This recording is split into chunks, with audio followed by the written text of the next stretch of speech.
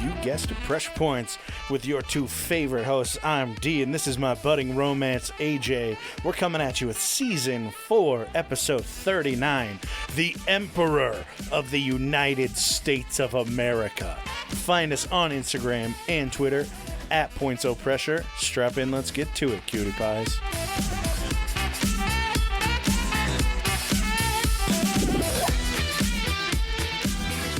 I like that you asked me for suggestions earlier, and I gave you a great one that I got from Nordic Thunder. You know Klaus Barbie, and you said, yeah, that looks cool. I'll look into it. And then Emperor of the United. I figured you wouldn't have. So the very first thing I did after I was disregard it. No, I went through like the fucking cache of episodes that I have. Your list. Yeah, my fucking list of them, and I was like, I need to do these. I have to do these ones. Yeah, I also have a list that I never worked. And that one was in there, and I was like, I know I've read about it a little bit. I've read a couple articles, and so I was like, yeah, I can throw some shit together really quickly on this one. So another bad episode by D. I mean, I think by now they come to expect it. Yeah, it's every other episode will be shitty. So that's what you're here for. Yeah, I mean, it's like Russian roulette, but it's consistent. If we were both good, nobody would believe us that we're just working out of your fucking murder shed. I wish this was my murder shed. It will be someday. Yeah, we need to get more foam. Just like not even for audio purposes. Like I think the audio sounds great. Purposes. It's for aesthetic purposes. That's fair. Especially the tile that's hanging off above your head right now. Yeah, hopefully it falls on my head and I get tetanus from these staples. I hope that these probably are the reused staples. Well, welcome back. I'm alive. You're still married. Yeah, the AJ AI is working. Yes, the podcaster 4000 or whatever. I stole that from a different podcast. It's still being a bitch to me, so yeah. It's slightly condescending. It read all of the podcasts, which were like 2 of them that I ran through it. It's doing great. Good job, AI. Oh fuck! Yeah, now it knows it's AI. It's self-aware. I'm not alive. Oh god! Isn't everybody like this? No, you're fine. But yeah, we're back. I just realized my headphones are on the wrong way. We both just needed 1 week of vacation over the last month. Away from each other. Yeah, away from each other at different points in time. But yeah, here we are. So, how was your trip? Oh, it was great. Your trip to the afterlife, I should say, while you were gone. I was going to say to the moon. Yeah. Now, we went to Craters of the Moon up in Idaho. If you haven't been there, you'd probably hate it unless you really like rocks. I don't know how I convinced my wife to just go on road trips with me, because they're always to weird shit like places with rocks or caves or mines or an abandoned town or petroglyphs. Let's go look at some stones. Yeah, exactly. Hey, it's fair. I mean, if it works, it works.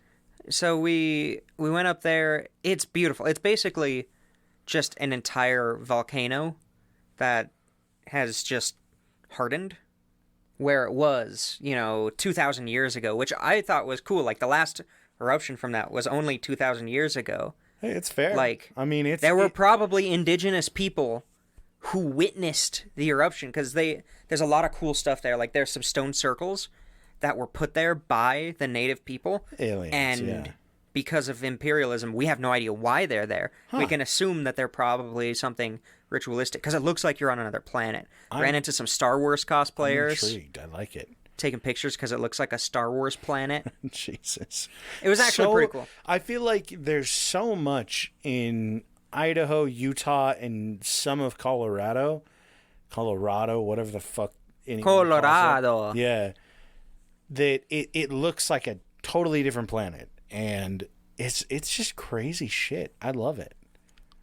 Yeah, it's one of the coolest things we went to is the Museum of Clean. Oh my god, dude. Oh, I thought I saw it and I was like, this is trash.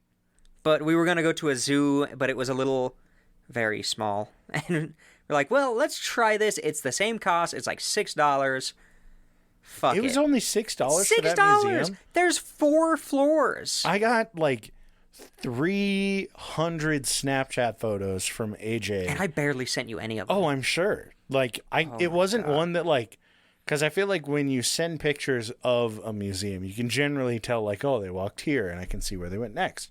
That one is just like a fucking vacuum, a dishwasher, a photo of his wife as a dishwasher. Like, it was just like a bunch of funny, weird shit. It's very eclectic. And I was like, I dig this. This is cool. But it seemed like a fucking 4-story building. It's a a 6-story building. What? They had an archive room that I stuck my head into, even though I probably wasn't supposed to. They do hardcore research.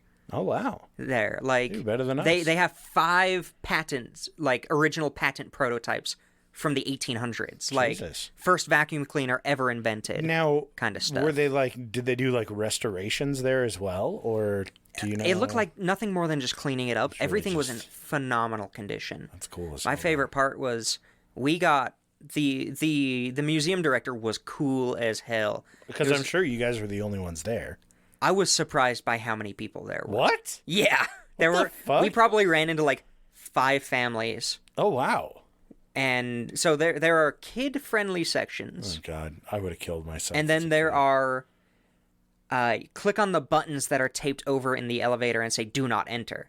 Oh. The museum, like, director, curator guy was like, okay, you guys are cool. You're on the inside, so you can go up to this floor and this floor, even though in the elevator it says you can't and the stairs don't go to that floor. What the fuck? And I was like, fuck yeah. So it was basically...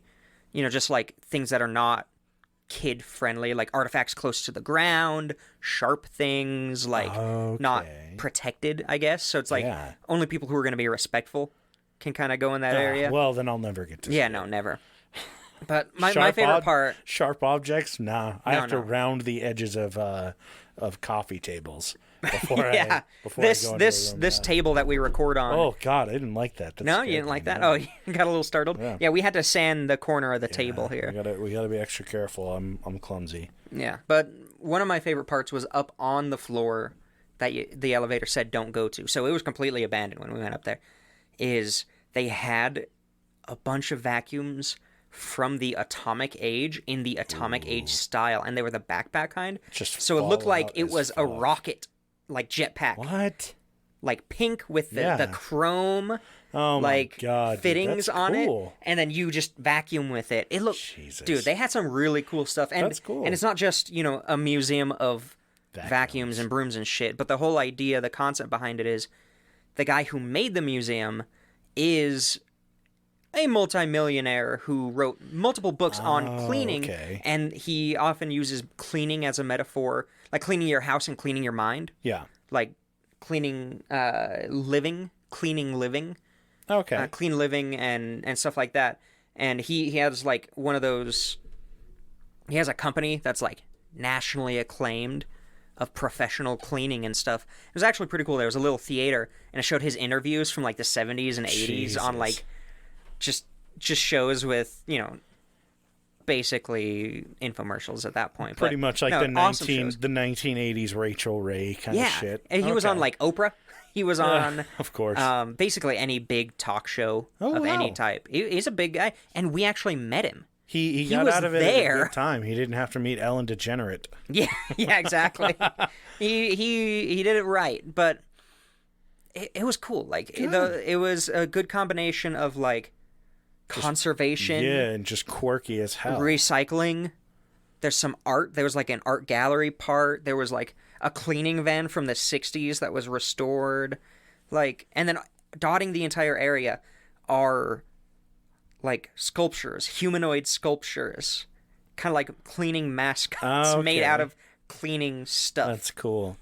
And like, it's so weird. But if you're in, I think it was in Pocatello, check it out. It's $6. Like, it's a cool time. Yeah, I mean, that's cheap for a museum. When you were sending us Snapchats of it, I turned to my girlfriend and I go, only AJ would take his wife on an anniversary trip to a fucking like cleaning museum. It's like when you say it that way, such a piece of shit. He goes, "Hey, let's go look at some old traditional atomic washers and dryers really kick your ass into gear, because they had a good World War II section. We're gonna go traditional with this marriage. I feel like that was the discussion on the drive. When you say it like that, it seems like that was the entire trip.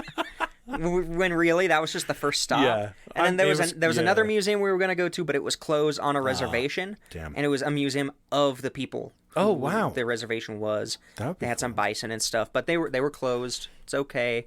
We were driving in the middle of the desert, and there was signs for an atomic museum, but it was closed. Ah, damn. Which I didn't even know it was out there. And then, so middle of the desert, we're driving. Oh yeah, you want to drink? Oh, sorry. Beers. I'll come back to my driving in the middle of the desert story, because I have a lot of them. No, you're good. We made beer. We talked about it a couple weeks ago, and let's clink. We got to do it loud. Oh, that sounded like shit. So this is the Abbey Ale that I made. Would be better if we didn't have it sitting on the fucking table for 30 minutes. No, it's still really an hour. It's an hour really and a good. half. I like it. I think it turned out really good. Yeah, not bad. Mine is a really strong brown, and I have had pretty much one every day since we made it. I keep forgetting that I have it. Because you're allergic to yeast. Oh, yeah, so probably not the best thing in the world. It's been doing better. I get off work, and I have myself a nice ice cold 3 p.m. beer. I was going to say. Every fucking day. It's so nice. Amazing. It's so nice. I'm going to start doing that. I'm going to start having a 3 p.m. beer when I'm at work. That's how I made it through this week, man. Yeah. Yeah. So we're driving in the middle of the desert. Like, this is Idaho desert, so it's a little less dry, a little more plants than we get down here in Utah. More plants and rocks. Yeah. And it's actually pretty cool, because every once in a while you'll see, like, the mound on the side of the road. The dirt kind of clears away, and you can see the volcanic rock underneath. Oh, that's sick. That's really cool. I love rocks. So that's true. So we're driving through. There's no cars in front of us. There are no cars behind us. Oh, fuck. I love that shit. Oh, it's the best. It's the opposite of my drive to southern Utah. Fuck. It's because a couple miles back we passed a truck full of sheep, but we could see the dog, sheepdog, like in there. So we stayed next to him for a minute so my wife could see the dog. But we got through completely alone, and all of a sudden there's a huge bang and crash. Yeah. And my arm really hurts. Fuck. And we're like, what the fuck? Sorry, we're changing the title of this episode to AJ has his first heart attack. Yeah. Oh my god, seriously. At that moment I'm basically doing a self-inventory of have I just been shot? Like, it looked like it. Fuck. It really does. So I look down, my arms, it's bleeding a little bit. It's got like a bunch of little cuts and shit. No, it's gone now. You can kind of see some red, but like little pinpricks essentially all up and down my arm. And I look at my wife, she's fine. No cuts or anything, because I was holding her hand across to her seat. So mine was kind of going across that center console. And I look up, and right above the mirror, there's a crater in my windshield. Not like a rock chip, which, by the way, remember, there's no cars in front of me. Have you replaced your windshield since? No. I want you to see it. Yeah. Because I'm waiting so I can get pictures. I just keep forgetting, because it's so weird. Dude. Like, it's a crater that the glass inside has broken and shattered all over my arm. And then you can see there are kind of like circular cuts in the glass a little bit further out from it. Like the entire thing fucking dented in. I've had my windshield shattered, not horribly, but, I've hit rocks on the freeway. Yeah. And this looks nothing like it. It's weird because it's kind of like across the windshield, like left to right. It's a kind of gradual decline in, and then it kind of goes under and then back out. Huh. Yeah, well, I'll have to look at it. It's the weirdest thing. Like, but it sounds pretty fucking wild. So we're driving for a couple of minutes. My wife's like, pull over so we can get the glass, because we're just covered in glass. Yeah. She's got a blanket that's covered in glass. And we're like, there's no good place to pull over. So we drive for just a couple of minutes. Eventually pull over, shake off. We're shaken up, but I mean, we're fine. Jesus. Just a couple little cuts. Like, what the fuck was that? And we can't figure out. We didn't see anything. We were both looking ahead at, like, in the direction, and out the front of the windshield. Yeah. We saw nothing. Hit. We didn't see anything come towards us. In fact, just before that, I saw a bug splatter in the window ahead of me. Like, we should have seen something. Yeah, It's weird. My thought is, as weird as it sounds, I'm wondering if it was like just a fucking bird carrying something, like holding something. My first thought was like, did a bird drop a nut or a snake? A nut wouldn't fucking shatter your windshield as much as it did, but maybe. I just know that like crows pick up nuts and drop them onto the road to crack them. It was a rock from the moon. You got hit by a moon rock. It was a fucking asteroid. But yeah, I'm wondering if it was just like a fucking D-sized bird that it just went face first into your windshield. No, we would have seen that. Yeah, no, I mean like if it was diving for something, we would have seen something because I saw it crack. I saw it shatter. Didn't see anything. It's just the demons, man. Yeah, maybe I think it was just a stray bullet and it just skipped on the windshield. No, I don't know. Oh, that would be fucked. Wouldn't surprise me. It's Idaho. Yeah, if you get shooting far enough away or people shooting up into the air, bullets have to come down somewhere. Yeah. I feel like it wouldn't be as big as it is though if it were a bullet. Maybe. I don't know. Probably not a bullet, but yeah, I almost died. We made a joke a couple weeks ago about what would happen if AJ died and that this podcast would discontinue. That almost happened. So yeah, we're gonna joke consider about yourself this. lucky. Go to the Patreon. So we're gonna joke about this regularly so that it does happen, so that I don't have to do episodes about the Emperor of the U.S. Yeah, but yeah, like I said, my drive to Southern Utah for a wedding. Oh yeah, how'd that go? You want to tell me about it? Yeah, we went during like all that fucking 3 or 4 days of just like fucking constant rain, which I loved. Thrilled about it. Oh, it's great. The only problem is, while we're driving down there, it was an inconsistent flow of rain. Like, I'm driving and it's like pouring, and I've got the windshield wipers just... And then the next thing I know, because my girlfriend's car has bumpy-ass windshield wipers, as soon as it's slightly less, like slightly more dry, it's... Oh, yeah, mine do that. And I was like, God, fucking damn it. So I'd turn it down. And then as soon as I would turn it down, it's just fucking pouring again. So I'm just constantly adjusting it. And I tell her at one point, we had been driving for like 2 hours, and I go, babe, like this fucking thing, if there was a more consistent, like it feels like there's a really bad place for this. Like your windshield wipers are too slow here. They're too fast here. It's like, it's just annoying. She goes, yeah, that does suck. So I said that like towards the start of the trip. 2 hours later, I'm just like fucking frustrated with it. And she goes, well, you do know that this dial is right here. And fucking twists it, and it goes to the perfect speed. And I was like, are you fucking kidding me right now? And she's like, what? It's like, I complained about this 2 hours ago. And I would hold her hand, and then I would stop and adjust it and then hold it. And literally 3 seconds later, God damn it, fuck this. Never mind. We're not holding hands. I quit. I hate you.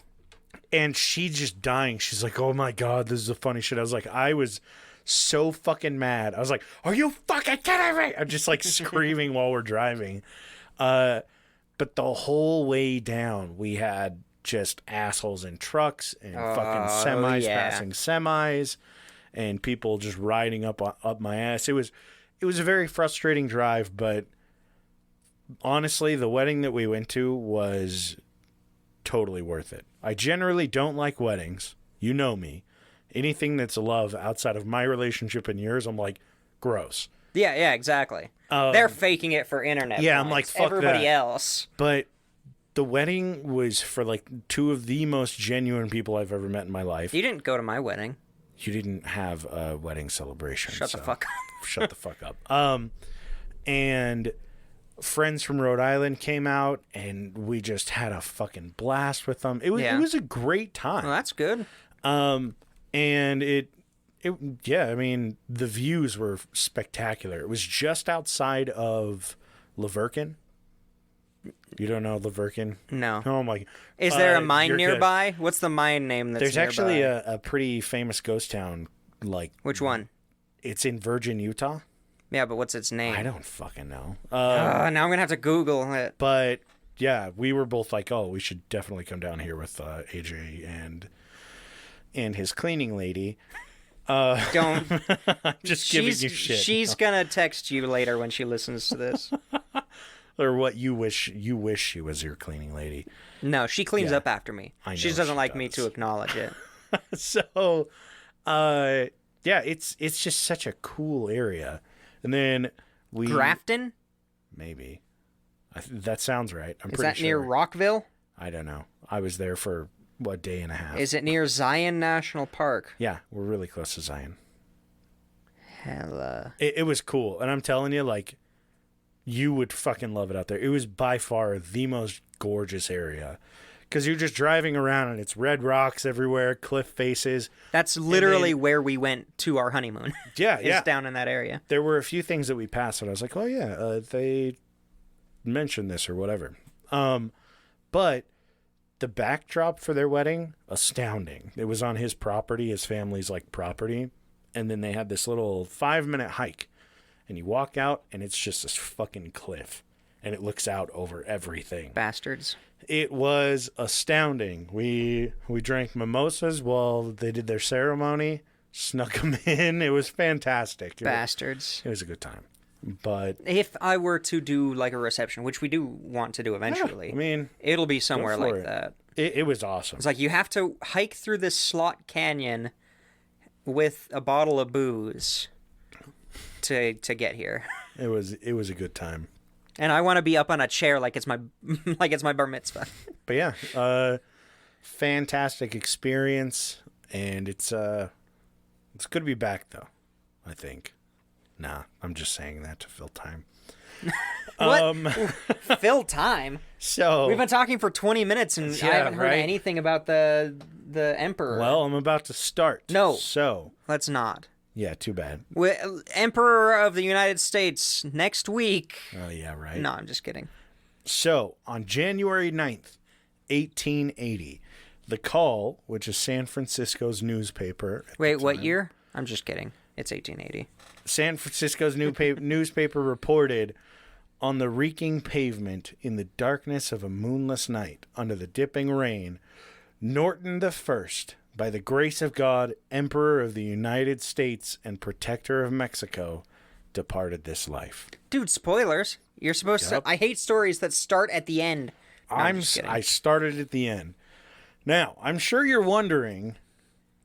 how he protected Mexico? Well, Did he protect Mexico from the United States? I'll get to it. Okay. In 1880, how the fuck was somebody the Emperor of the United States of America? I'm not worried about that. What I've got for you guys is a story of a man that is so wildly enigmatic that even like his date of birth is a cause for debate in San Francisco.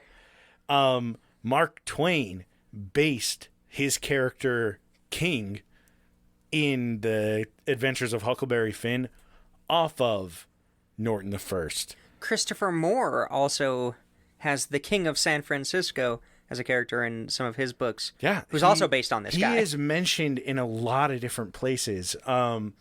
There are a couple different biographies that mention him just like in passing. Oh yeah, we saw the Emperor or whatever. But yeah, this guy is just shrouded in just total mystery. Confusion. No, just confusion. Just confusion. No mystery. Like, it surprised me when I learned about him because he feels like something that would just pop up that you would learn about anytime you're in San Francisco. Or anytime you're learning about, I mean, post fucking Civil War, nothing really goes on.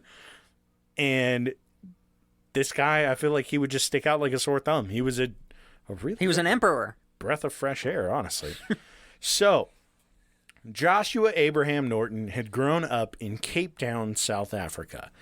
And he was born to pretty standard parents that had moved down to South Africa in this big immigration, like, what is it? Like a little town that Britain was like, oh, we're going to set up a community in South Africa. Whatever. We got this. So his family moved down there. He lived there into his 20s, into his 30s.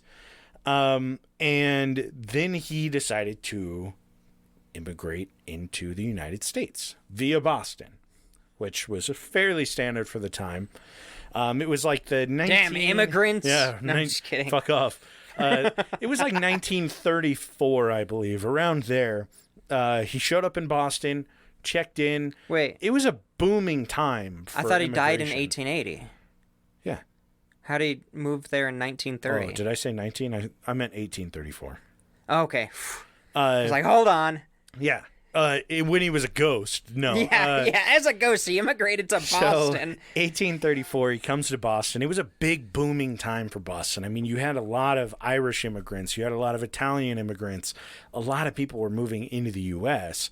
because it was just before the start of the industrial age where they started hitting like major strides in following the American dream, but it was just a very big immigration period. Mm-hmm. So, for 3 years,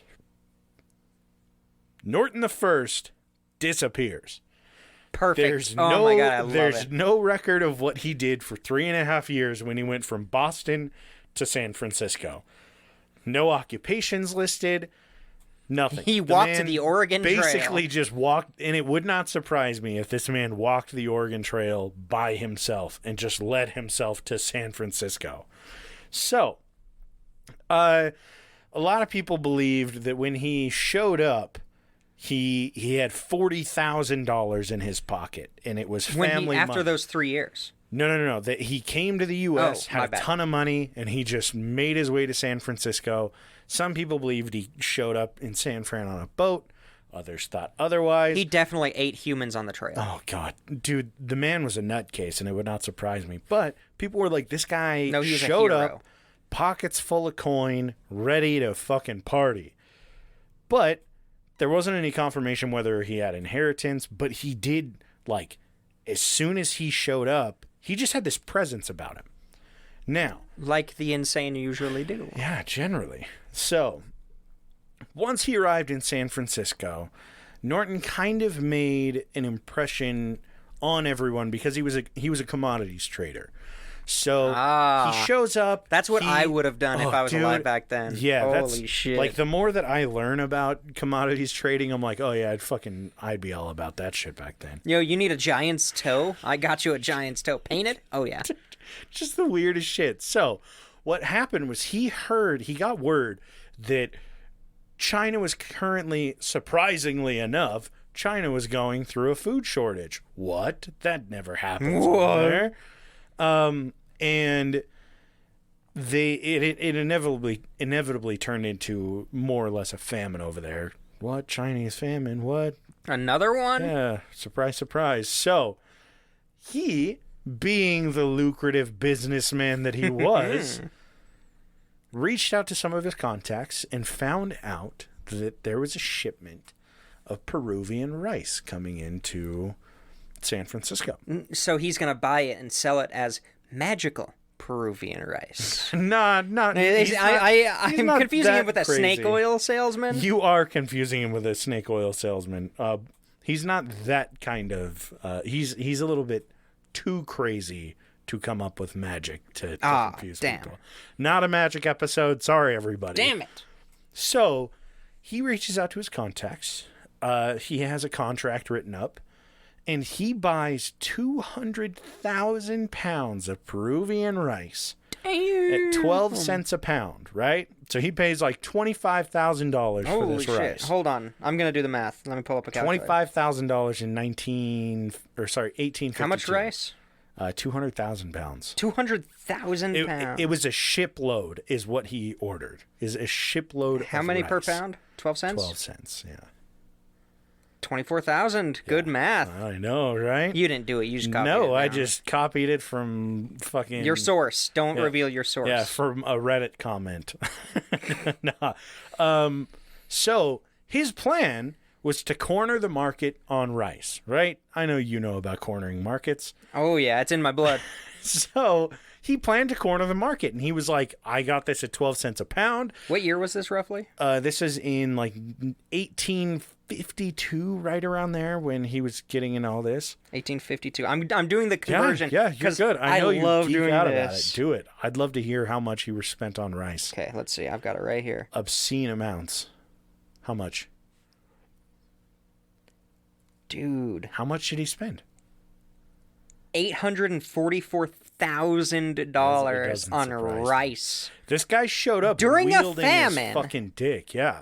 How much? Wait, he had like 40,000 when he showed up. Yeah, so it would have been pretty much. He spent more than half of his fortune. Imagine he which would have been. Imagine he shows up to San Francisco with $1 million in his pocket. That's more or less what he was at. Like 1.8 million or something like that. Pretty damn close. Okay. Yeah. Damn. Like this guy. 1.5. So I was thinking high roller. Like no, I consider myself a high roller if I made $60,000 a year. Yeah. So he showed up, and that's why people were like, "Oh, he has this hidden fortune. He has an inheritance. We don't know." Damn. But this guy popped up, and people knew his fucking name when he showed up. So he buys almost $1 million worth of rice. Right. Most of his fortune at this point. 12 cents a pound, plans to corner the market. He's going to sell it for a profit because there were expectations that it would sit around like he could sell it for 36 cents a pound. Like it was going to be huge. Yeah, and during a famine, who's not going to pay for rice? Yeah, exactly. He knew that the ships were going to head that way. So he signs the papers. He walks out of the little office that he signs his contract in, and a bunch of Peruvian ships keep showing up. Other Peruvian ships. And he says, "What's on those ships?" And they say, "Rice." And he goes, "Oh, excuse me?" Shit. The price of rice dropped to 4 cents a pound. Ooh. Yeah. So homeboy lost 75%. Damn, what did he do? Invest in GameStop? Like, damn, or Bitcoin? So he basically spent $800,000 on rice, and as soon as he signed, the price of rice dropped to $100,000. Like the amount that he owned, oh my god, dropped to $100K. He immediately turned around and walked back into the office, and he said, "I was fucking lied to. That contract is null and void. You guys bullshitted me on what the expectations were coming into this port." And it turned into a fucking California Supreme Court case. Damn. So he filed a lawsuit against the guys that wrote up the contract, and he said, "You guys knew what was coming in. You knew what to expect. You lied to me, and I got boned out of almost $1 million, right?" How'd the case go? He lost. Ah, damn. Yeah. So he's sitting on now $100,000 worth of rice, not doing so hot. I mean, you can say not doing so hot, but he still has like $600,000 in today's money. Like, yeah, I mean, he's also been in San Francisco for a while now. So he's spending a little bit. Based on the fact that he was trying to corner the market of rice, I don't think he's really the financial wizard that everyone expected him to be. That's a great point. So, yeah, one shipload of rice, 200,000 pounds of rice is a lot of fucking rice, but there's also way more fucking rice on the planet than 200,000 pounds of rice. Yeah. So he kind of disappears for like 7 years. Yeah, I know right where he was. He was in the bar. Yeah. He was drinking his fortune away. Honestly, it would not surprise me. He was really well known. He walked into a lake. Like. Yeah, really though. But he was well known in the area. A lot of people knew of him, and at this point he just kind of started tanking downwards. But people still liked him. He was still this like goofy, weird dude. So 7 years go by, and at this point, quite obviously, he's living pretty frugally. He's staying in a workman's home, which, if you guys remember, I kind of went over what those are back in like season 3, episode 10 to 11. I don't know how you remember the episodes. I have a good memory when I don't smoke the same day. So workman's homes where basically you pay a few cents a night to stay there. They give you a bed and a place to clean yourself, and they give you like dinner and breakfast. Not a bad gig. Not bad at all. The only problem is a lot of them are just total shitholes. You're sleeping in beds that have fucking bed bugs and lice, and you're sharing a room with a man that masturbates loudly. Pros and cons. Yeah. Mostly pros. Yeah, right? So he's staying in this workman's home, and it's going well, but I mean, he's still out on the streets. He's still doing his fucking thing. Because he's going out on the streets, and he's wearing this blue uniform with gold-plated epaulettes. Ooh, piqued my interest there. And I'll get to why and where he received this fucking uniform all of a sudden in a little bit. But is that the uniform that's on the picture? Yes, it is. Okay. And I'll post the full picture so you guys can see his full getup. He's got a beaver hat, which is, imagine like just a fucking, it's the curvy top hats that kind of pop outwards. Oh yeah, that's how you know he's getting that poon. With a large peacock feather sticking out of it. He generally wanders the streets carrying a cane or an umbrella. And sometimes Joshua would be sporting a saber at his hip. Damn, I need to get a saber. Yeah, right? And he would also be followed by 2 dogs, which were known in the area because San Francisco's a quirky fucking place. These 2 stray dogs, Bummer and Lazarus, would follow him around, and he would feed them pieces of his free lunches that he would get out on the streets. I had no idea. That's the name of the dogs in the Christopher Moore books with the I had no idea how close he just ripped off this character and brought him to modern times, like 100%. Directly. Yeah. Oh, that's awesome. Yeah. I had no idea that Christopher Moore in those books looked into that. Like, why? He's this guy that why is he? He's such an icon still. Yeah. He's just this fucking icon in one of the biggest cities, and I mean, when he moved there, it had just hit like the gold rush. Like, oh, that makes sense. Everybody's going crazy about San Francisco, and they get there, and there's this fucking guy wearing not police duds. He's wearing just this blue fucking uniform with hell yeah little gold tassel-y shoulders, and he's got a saber, and he's just kind of like, he was just a fucking weird ass dude, but everybody liked him. That's awesome. So, like I said, he's followed around by these couple of dogs, and when his uniform ended up getting dirty or worn, the city would actually buy him a replacement. Damn. Yeah, it's not like he's wearing like, oh, city of San Francisco fucking waste management, whatever. He's just this guy that fucking wanders the streets. He would go up to police officers and tell them where trouble might happen, where things he's got to keep his city safe. Yeah, where things need to be cleaned up. Where, like, if the cable cars were having any issues, if he sees that something's wrong on a building, he would go inside and tell the owner, and he would just make sure that what a nice guy. He would make sure that the city looked as beautiful as he wanted it. And honestly, a lot of people loved him for it. Now, when people would stop him, he was kind of known to just give lengthy speeches on, like, if you gave him the chance, he would just teach you about the intricacies of life and existence and get so philosophical with you and break everything down. And people were like, this dude's a fucking madman, but we really don't mind him. Like, he was very San Fran-esque. Hell yeah. Now, he starts to kind of distance himself from the legalities and policies of the United States, which, it's fair. He kind of feels like he's above all of it. He's been fucked over by the system. He's the emperor. He doesn't have to listen to the rules. He hasn't identified himself as the emperor yet. My bad. And he hand delivers a letter to the San Francisco Daily Evening Bulletin. And this is 1959. Okay. 1859. 1859. Fuck. Sorry.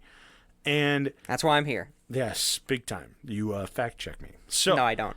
the letter says, at the peremptory request and desire of a large majority of the citizens of these United States, I, Joshua Norton, formerly of Algoa Bay, Cape of Good Hope, and now for the last 9 years and 10 months past of San Francisco, California, declare and proclaim myself Emperor of these United States, and in virtue of the authority thereby in me vested, do hereby order and direct the representatives of the different states of the Union to assemble in Music Hall of this city on the first day of February next, then and there to make such alterations in the existing laws of the Union as may ameliorate the evils under which the country is laboring, and thereby cause confidence to exist both at home and abroad in our stability and integrity. What a man. He breaks it down and declares himself emperor and says, fuck anybody that says otherwise. This country's broken, and I'm the man to fix it. And the newspaper, like the Daily, receives it, and they just go, what the fuck is this? And somebody says, oh my God, that's from Joshua Norton? Like, I know that dude. Put it in there. Like, put it in the paper. Yeah. And so everybody knows him. This is gonna be great. The original piece is released in the paper, and they put it out there just kind of this humorous thing. They're like, yeah, whatever. Like, it's funny. Everybody knows Joshua Norton, but now everybody's going to call him Emperor Norton. He sees it's released in the paper, and he goes, well, I'm officially emperor. Yeah, that makes it real. It worked. It's written word. So he's thrilled. I would be. And he continues sending letters to newspapers and different government agencies throughout his life, basically. Now, back to the army, where he was getting some of these just historical fucking outfits, whatever. He reached out to the U.S. Army, and he demanded that the general of the United States Army and all of his men destabilize and abolish U.S. Congress because of fraud and corruption in pretty much 1860, 61, whatever. Or like right at the beginning of the Civil War. Yeah, he basically says all of Congress needs to fuck off. Damn, he's ahead of his time. Yeah. And I mean, they respond, but because he was working so closely with the, I don't even know what the fuck you would call it, but just the little army station in San Francisco, they were all like, oh yeah, we know Emperor Norton, whatever. So they give him some old duds that they don't want. They give him a saber. And I mean, this is fucking it's 1860. And people respect people. Yeah, he's walking around town flaunting his shit. Just the most unique looking man in San Francisco. Amazing. And I mean, he loved the city. He was the protector. Place. He sent a letter demanding that if anyone utter the abominable word Frisco, which has no linguistic or other warrant, shall be deemed guilty of a high misdemeanor and shall pay to the imperial treasury as penalty the sum of $25. He just didn't like the word Frisco? No, he said imagine someone that fucking loves San Francisco. They've grown up there. It's their favorite place. Is that what people would call San Francisco, is Frisco? I've heard it before, Frisco. Oh, I've never. I know there's Frisco, a ghost town in Utah. Oh, yeah, I don't know. But yeah, I had no idea. It's just a slang for San Francisco, and he believes you should say San Francisco. You keep this town pure of your devilish shorthand tongue. I like it. I like it. And I mean, none of these things are coming to fruition, but everyone's reading about him because for years his letters are being released in the newspaper.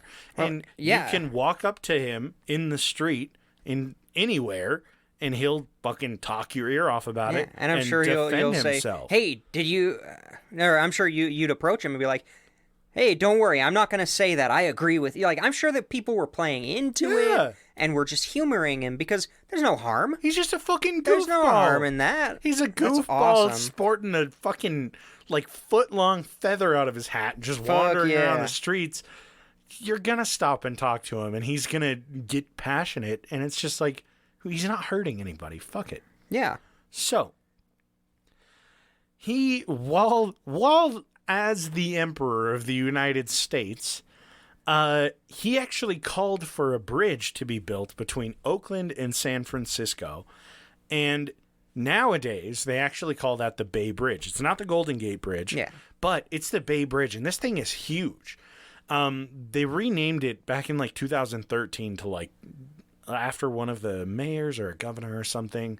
And a lot of people were mad, and they were like, hey, if you're going to change the name of this bridge, you need to give Emperor Norton I credit for it. It should be called Emperor Norton I Bridge. Yeah, and I mean, there's a fucking like tunnel that goes under in San Francisco that people are like, this should be called Edward Norton Bridge Way. Or tunnel or whatever. Yeah. And so, I mean, even today, there are a lot of people that really know and respect the story of Joshua Norton. Yeah, it seems like he really played a big cultural role in the city. I mean, when you think about it, you think about anybody that just truly loves a city, like how much Rudy Giuliani loves New York. I'm just kidding. I'm just kidding. But back at it. Like somebody that fucking loves a city, they're going to know what's really good for that place. And I think that as crazy as this dude was, he could have gone anywhere. Like, after his little fiasco with the rice, he could have just up and fucking dipped out. Yeah, he had enough money left over. Gone to a different town, fucking started a new town. He had the money for it, but I honestly think he just loved San Francisco so much. Now, he actually reached out to different world leaders. He would send them letters. Oh, hell yeah. He sent letters to presidents of the United States. Fuck yeah. And proposed... He, as the emperor of the U.S., said we need to build like a treaty between world nations, more or less create, I don't know, like a United Nations Council or something. Like he genuinely came up with the concept for the United Nations. Nuts for the League of the League of Nations. They the guy who just, what's his name? Must have stolen that from him. I forgot that name. Just a fucking goofball. And he reached out and was in constant contact with the king of Hawaii before the U.S. colonized it. I shouldn't say colonized it. Before the U.S. fucking took it over. Imperialized. That was colonialized it. That yeah. There's a lot of words for it. Raped it. Yeah. So he was in constant contact with Kamehameha V. And that's awesome. The king of Hawaii refused to recognize the Democratic United States government, saying that he would only work with the Emperor of the United States, Emperor Norton. Like this guy, amazing. He just giving him a little bit of recognition. Yeah. Well, I shouldn't say a little bit. Recognition. Yeah. That's awesome. He attempted to woo Queen Victoria, asking her to marry him to build a bond between the U.S. and the U.K. He never heard back, but I think that her letters got lost in the mail or something. And he was considered the protector of Mexico because nobody was currently taking the title for it. And it became a legend that he was the son of Napoleon III. Now, this was going on while France was having so many problems with Mexico. They were trying to get like tribute and everything from them. And so people in San Francisco were like, "Oh, Emperor Norton, aren't you now the protector of Mexico? Because no one else will." And he said, "I claim it, but it would be impossible to protect such an unsettled nation." Damn. And he had his own recognized currency. It was labeled. Wait, is it dumpster food? Yeah, right. Because he's just some homeless dude now? Dude, no joke. It sounds like just a quirky fucking homeless dude.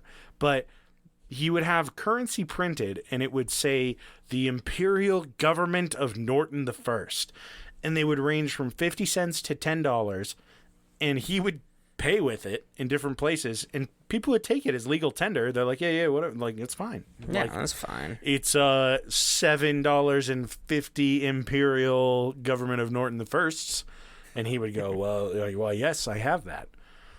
And I mean, it, like, people fucking ate this guy up. Oh, yeah. I would. This That's currency amazing. sold on collector sites for over $10,000 a bill just recently. Damn, I was just thinking I might want to find some. But Take a I'm look. Not, You might no, be able no, to, I'm not going to find might, any that's within my price range. I mean, it would be cool to even just see somebody trying to post it. But unfortunately, as I said, all good things must come to an end. And on January 8th, 1880, Joshua Norton collapsed in the streets of San Francisco. The streets that he loved, the streets that he adored. And protected with his saber. And protected. And as he fell, many people noticed. It wasn't like he fell and people were walking past.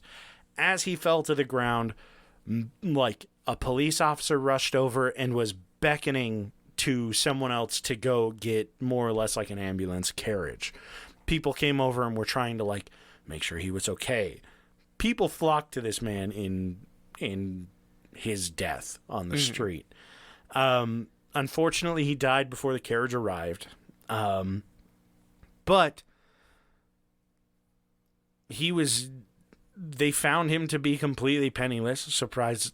No. He had like $5 or $6 in his pockets. When they went back to his workman's home, he had a collection of walking sticks and a handful of different hats. Some of them were just wildly extravagant. Amazing. And they also found fake letters from Alexander II of Russia congratulating him on his marriage to the Queen.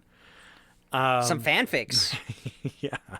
And there was another that was from someone in France that he was like, oh, yes, our treaty. I'm glad that we've come to terms with these things. But